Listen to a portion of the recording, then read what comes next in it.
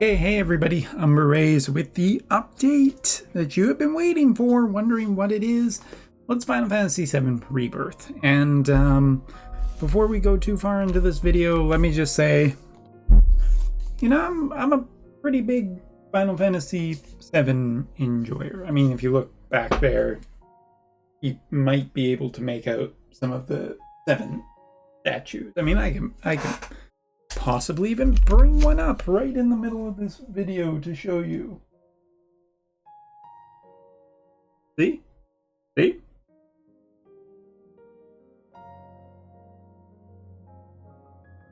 Oh, shoot, you FIFA.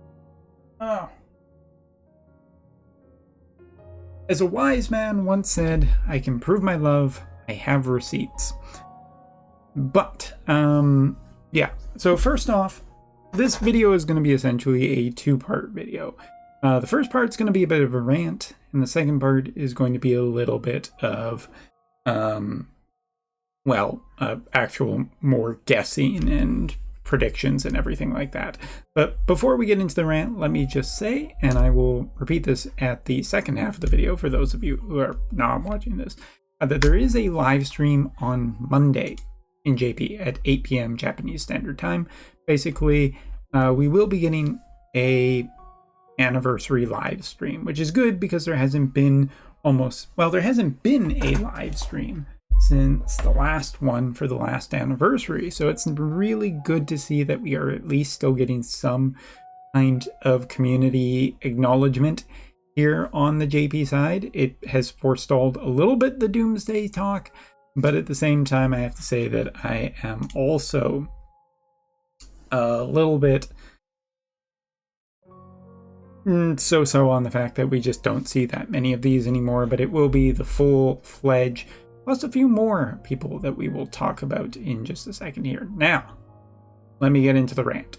The rant is basically this, that I'm a pretty big FF7 enjoyer, but even I am at this point finding this a little bit comical about just the fact that we are just constantly getting FF7 every year without really much love for the other Final Fantasies. And I get it. 7 is kind of super popular and does have the remake series going on right now and all of that. But even as much of a 7 person as I am, and I love Rebirth, I love Remake a ton, I still love the original. I have a place in my heart for all 3 of those games, as well as 8 and 9 being in some of my top favorite games of all time.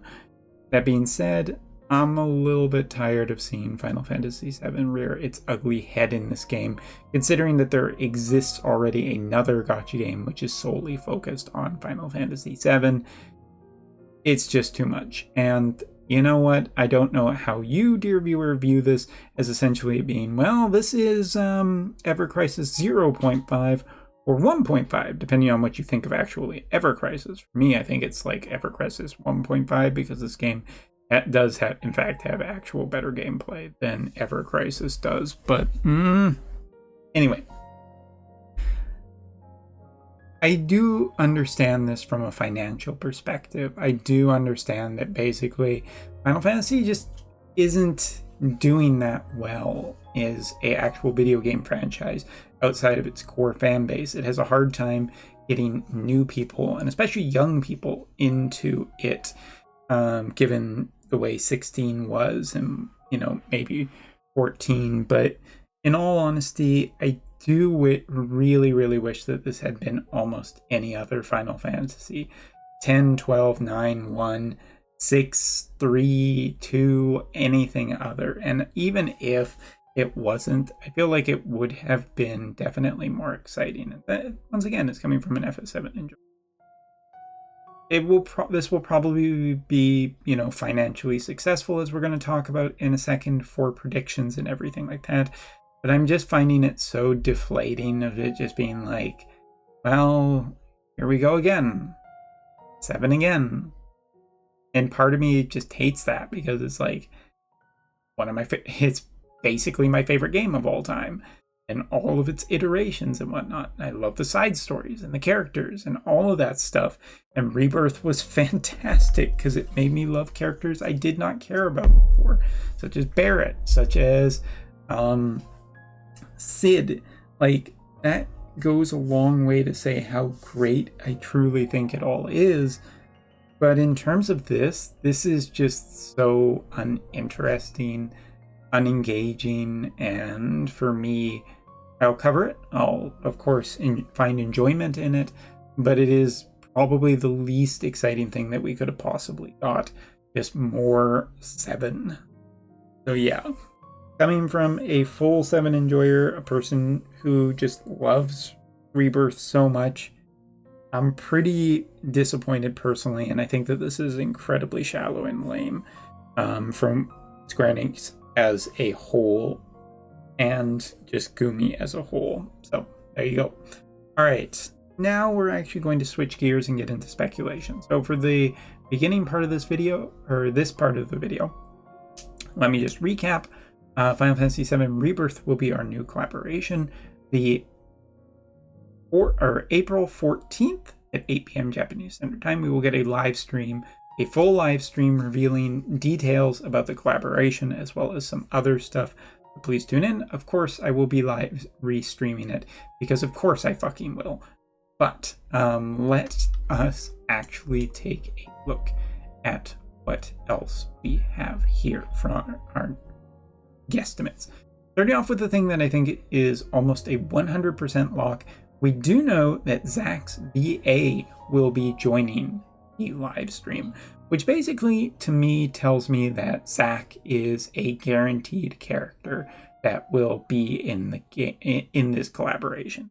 And to be fair, that kind of bode well for this collaboration hitting a little bit too much of nerves that I've already talked about in the previous part of this video, which is essentially like, come on, please don't do another Cloud. Please don't do another stuff. We really don't need 3 versions of them when we don't have a single version of Balthier yet. And so if Zach is the sword representation for this time around, then I think that's great because it does mean that we can skip Sephiroth, skip Cloud, skip new versions of those characters. And it doesn't guarantee that, but I will make a bold prediction to say that Zach will be a very highly desirable character that a lot of people love. A lot of people will be interested in getting, and therefore financially great for the game and Gumi. But I think more positively that it bodes well for the fact that we won't see another Cloud or Sephiroth, since Zack kind of is, just like Cloud with some different abilities, and Sephiroth can maybe finally take a break and a vacation. Again, doesn't guarantee it, but this is my predictions. Zack, I do think, will be a fire elemental character. Thought a little bit about it, and I'm pretty sure that he's going to be fire and I'm saying this for 2 reasons. 1, I think it suits him as an actual character. 2, it means that I can't pull him. Wouldn't that be funny? Although if he is a free character, that is technically null and void from the whole gacha thing that we did at the start of the year. But other elements that I think could also be potential, I do see him potentially being a thunder elemental character or a light elemental character. But given that light has gotten just so much support since the beginning of the year, and a few other things, I'm going to guess fire as my main. Please disagree with me in the comments below.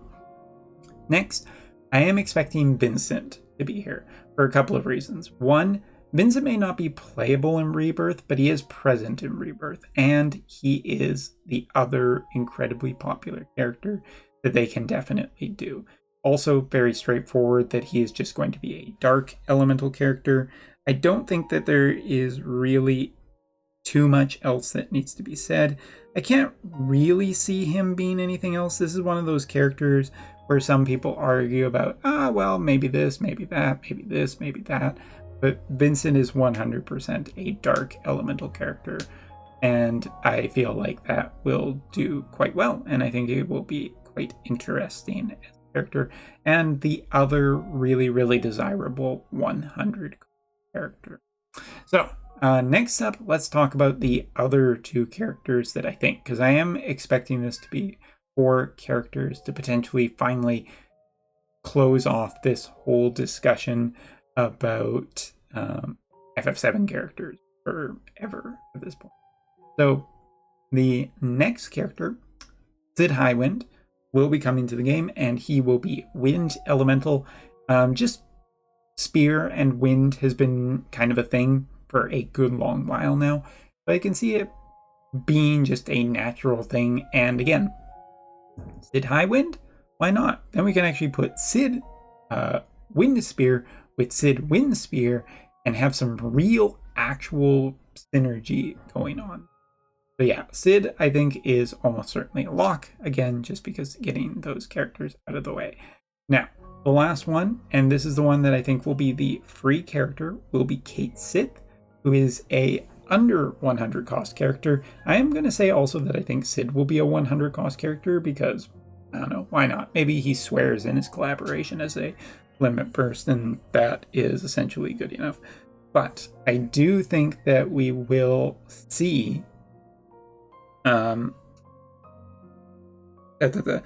Kate Sith as the free character because he kind of fits a little bit of that. I also think he could be the most fun character of the entire collaboration if they do some really neat stuff with critical hits, RNG. Maybe if they were really daring, they'd even do like an RNG kind of slot minigame, but that's not going to happen. Either way, Kate Sith would be a really, really fun character, a mount rideable character, maybe some really interesting mechanics.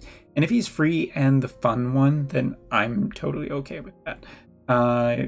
Element for Kate Sith, I'm going to say light elemental if Zach is not light elemental. And if not, I will go water for no reason particular other than it's been a while since we've had an FF7 water character, and there has been ice characters like Kate Sith. He's magical damage base at all. Maybe they're going to try and tie him in to the most recent Helena, which would actually kind of be good. So yeah, those are my 4 actual character predictions for FF7 Rebirth. And now just a few outsider chances. The Turks are my first one.